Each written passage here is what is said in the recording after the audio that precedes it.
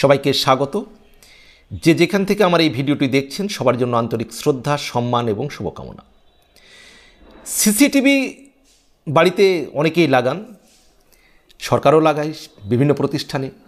কিন্তু এই সিসিটিভি লাগানোকে কেন্দ্র করে যদি লক্ষ লক্ষ কোটি কোটি টাকা দুর্নীতির অভিযোগ ওঠে, তাহলে সেটা কেমন লাগবে, কেমন মনে হবে? হ্যাঁ, রাজ্যের বিভিন্ন হাসপাতালে সিসিটিভি লাগানোর ক্ষেত্রে লক্ষ লক্ষ টাকার দুর্নীতি হয়েছে বলে অভিযোগ তুললেন রাজ্যের বিরোধী দলনেতা শুভেন্দু অধিকারী। আমরা জানি যে আরজিকর কাণ্ডের পর হাসপাতালের নিরাপত্তা নিয়ে, বিভিন্ন হাসপাতালের নিরাপত্তা নিয়ে প্রশ্ন ওঠে। জুনিয়র ডাক্তার আন্দোলন করেন, সেই আন্দোলনের ফল এবং বিভিন্ন আদালতে এই আরজিকর কাণ্ড গড়ানোর পর বিভিন্ন হাসপাতালে কিন্তু সিসিটিভি লাগানোর উদ্যোগ নিয়েছে। এই সিসিটিভি লাগাতে গিয়ে যে ঘটনাটি সামনে এসেছে, মানে শুভেন্দুবাবু যে ঘটনাটি সামনে এনেছেন, যে ভয়ঙ্কর দুর্নীতির তথ্য তিনি সামনে এনেছেন, যদি তার অভিযোগ সত্য হয়ে থাকে তাহলে তো কি বলা যাবে, চরম ব্যাপার। কারণ কি, দেখুন, আরামবাগের প্রফুল্লচন্দ্র সেন গভর্নমেন্ট মেডিকেল কলেজে 50টি সিসিটিভির জন্য বরাদ্দ হয়েছে 1,95,739 টাকা। আবার বলছি আমি অঙ্কটা, আরামবাগের প্রফুল্লচন্দ্র সেন গভর্নমেন্ট মেডিকেল কলেজে 50টি সিসিটিভির জন্য বরাদ্দ হয়েছে 1,75,98,739 টাকা। এখন এই টাকায় 50টি সিসিটিভি, তাহলে এক একটি সিসিটিভির দাম পড়ছে 3,51,000 প্লাস, 3,51,000 প্লাস। চিন্তা করুন তো, এক একটি সিসিটিভি লাগাতে এত টাকা লাগে। আমরা তো জানি যারা সিসিটিভি লাগান, যদি আমরা বলি যে সিসিটিভি লাগানোর খরচ কেমন, তো তারা তো বলে দেয় যে ম্যাক্সিমাম 50-60,000, 70,000 এর মধ্যে ম্যাক্সিমাম সিসিটিভি লাগানো হয়ে যায়। তাহলে এত টাকা কোথায় থেকে? বা যদি খুব ভালো লাগানো হয়, ভালো কোম্পানির ভালো যন্ত্রপাতি, তাহলে তো 1 লাখ টাকা ধরা গেল। কিন্তু এত টাকা তাহলে কীভাবে? এখন এখানেই প্রশ্ন উঠছে, তাহলে কি কাটমানি খেয়েছেন কেউ? এই প্রশ্নটাই কিন্তু শুভেন্দুবাবু তুলছেন যে কোটি কোটি টাকার কাটমানি নিয়েছে। অভিযোগটা তুলছে তৃণমূলের বিরুদ্ধে। কে তুলছেন? শুভেন্দু অধিকারী বাবু। আরও একটি তথ্য বললে আর একটু জিনিসটা ক্লিয়ার হবে। তো এখানে গেল, তাহলে এক একটি সিসিটিভির দাম ধরা পড়ছে গড়ে 3,51,000 প্লাস। আচ্ছা, গেল।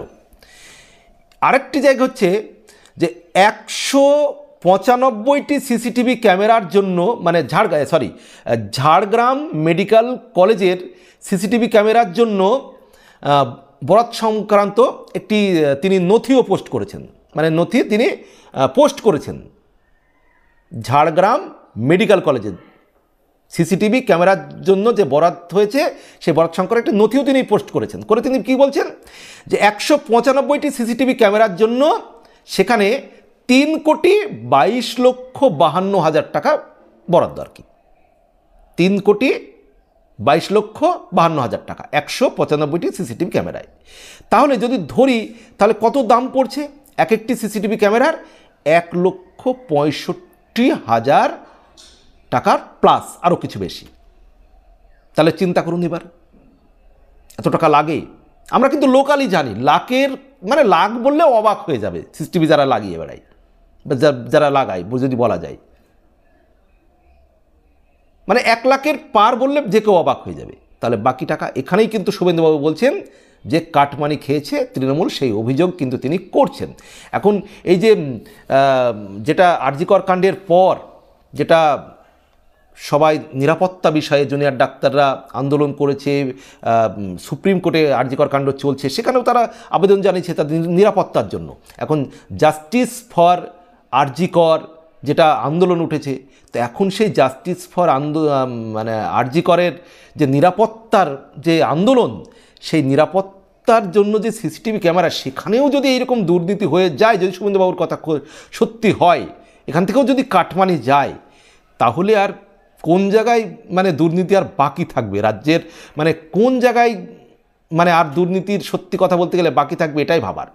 তো এই বিষয়ে আরেকটা জিনিস মানে বলবো, সেটা হচ্ছে এই বিষয়টি যখন শুভেন্দুবাবু অভিযোগ তুলেছেন, তখন আবার তৃণমূলের আইটি সেলের যিনি ইনচার্জ দেবাংশু ভট্টাচার্য, তিনি আবার বলেছেন কেমন দেখুন, যে বিজেপি সরকার 2016 সালে মহারাষ্ট্রে গ্রেটার মুম্বাইতে মাত্র 6000টি সিসিটিভি ক্যামেরা বসানোর জন্য 950 কোটি টাকা বরাদ্দ দিয়েছিল।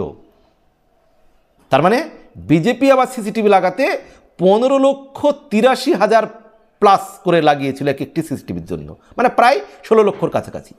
এখন প্রশ্ন হলো যে বিজেপি যদি 15 লক্ষ বা 16 লক্ষ লাগিয়ে থাকে, অন্যায় দুর্নীতি, আবার তৃণমূল যদি 3 লক্ষ বা 1.5 লক্ষর উপরে যেগুলো লাগিয়েছে সেখানেও তাহলে দুর্নীতি, তাহলে আপনি একটা দুর্নীতির পাল্টা আরেকটা দুর্নীতি দিয়ে হয় না।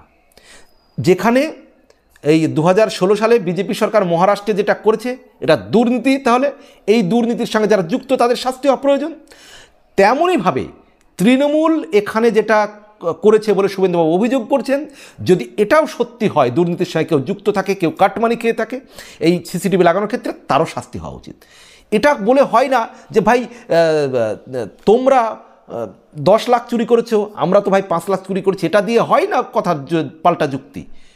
চুরি যারা করেছে, কাটমানি যারাই খেয়েছে, সেটা তৃণমূল হোক, সেটা বিজেপি হোক, সেটা যেখানেই হোক, তাদের শাস্তি হওয়া উচিত।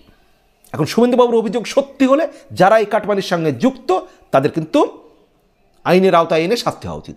আবার দেবাংশুবাবু যে অভিযোগ তুলেছেন যেটা 2006 সালে এই ঘটনার সঙ্গে যারা যুক্ত ছিল বা ছিলেন তাদেরও শাস্তি হওয়া উচিত। আর আপনি দেবাংশুবাবু এইভাবে কাউন্টার, একটা দুর্নীতি দিয়ে তো শুধু কাউন্টার হয় না, আপনি যারা দুর্নীতির সঙ্গে যুক্ত তাদের বিরুদ্ধে ব্যবস্থা নিতে বলুন। যদি কাটমানি হয়ে থাকে তদন্ত করে দেখা হোক শুভেন্দুবাবু কোনো অভিযোগ তুলেছে। আর যারা দেখছেন বন্ধুরা, স্যার, ম্যাডাম, আপনারা আপনাদের গুরুত্বপূর্ণ মতামত জানাবেন। ভালো থাকবেন, সুস্থ থাকবেন, সবার জন্য শুভকামনা।